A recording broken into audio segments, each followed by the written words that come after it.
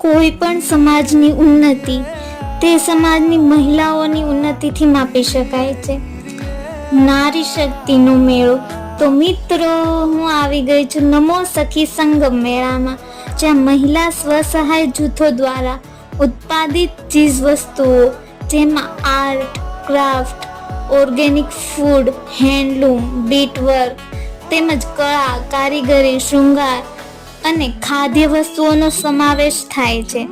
મહિલાઓ દ્વારા ચલાવવામાં આવતા નાના ગૃહ ઉદ્યોગોની વસ્તુઓનો વ્યાપ વધે તે માટેનું આ એક ખૂબ જ સારું કાર્ય હું માનું છું. અહીં ઘણા સ્ટોલમાં વસ્તુઓ મહિલાઓએ જાતે બનાવેલી છે.